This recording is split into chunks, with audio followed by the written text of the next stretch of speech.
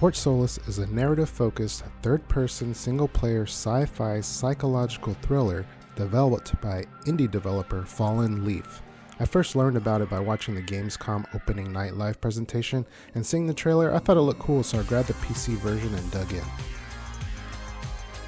The game takes place on Mars, and you play as an engineer named Jack Leary, and later on as his co-worker Jessica Appleton. So it begins as a run-of-the-mill workday as Jack and Jessica banter back and forth while repairing some tower on Mars' surface. Jack then gets an alert that there's a problem at the nearby Fort Solis. So of course, we have to go check it out. And once Jack gets there, the entire place has been abandoned. Everyone is gone, has disappeared. Now the investigation and exploration begins. The game looks great, it's like AAA quality. There's a sandstorm going on and feels like what a sandstorm on Mars would be like. And once Jack enters the facility, it's a detailed, lived-in station with vending machines, TV monitors, offices, conference rooms, bedrooms, bathrooms, a rec room, a gym, laboratories, hangars, tunnels, and more. The emptiness and the quiet of the environment makes it that more creepy and intense. You don't know what could be around the next corner or behind the door when you open it. It's just the whole creepiness vibe going on. And while the game does look good, the actual gameplay is a bit of a letdown. The gameplay just consists of walking around and interacting with objects around the environment. There are some quick time events during some action scenes, but it doesn't appear to make much of a difference in the outcome of a scene.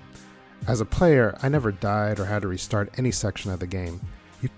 You can't even sprint in the game. There could be like an intense scene or discovery, and once you take control again, you just get up and walk away, while in a real life situation, you'd be sprinting down a hall. Overall, it's just a really slow moving game, so if you're expecting to be running and fighting and dodging or sliding or rolling with a collection of weapons, no, you're just walking around. The game's story is mostly told not by the characters you're playing as, but by the items you find around Fort Solis. Emails, audio messages, and videos. The game is broken up into 4 episodes, each episode taking about an hour or more to complete depending on how much you investigate. And keep in mind, the items you find have codes and information you may need later in the game. As you move throughout the fort, you find out what the staff and crew are really trying to do here, but you never find out the why of certain character motivations. Without spoiling the story, it was never clearly explained why certain characters were doing what they were doing, or why they made these certain choices. Also, I kind of found it weird that after some dramatic and intense scenes, like finding a dead body that's been stabbed to death, that Jack and Jessica go back to cracking jokes and trying to roast each other, like, yo, you just found a dead body that had multiple stab wounds. Why are you trying to be a comedian? How are you holding up? Well, they train us for mining accidents, but never anything like this. We don't know what this is yet. What is the point of watching all of these shows if you refuse to apply what you've learned? I'm not ruling out zombies. I hope for your sake you're wrong.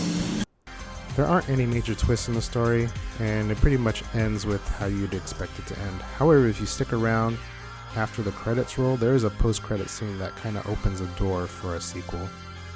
Overall, the game looked good, and credit to developers for their work, but it was a bit of a slog to play through. I'll give the game a 3 out of 5 stars. Have you played the game? What did you think? Let me know in the comments.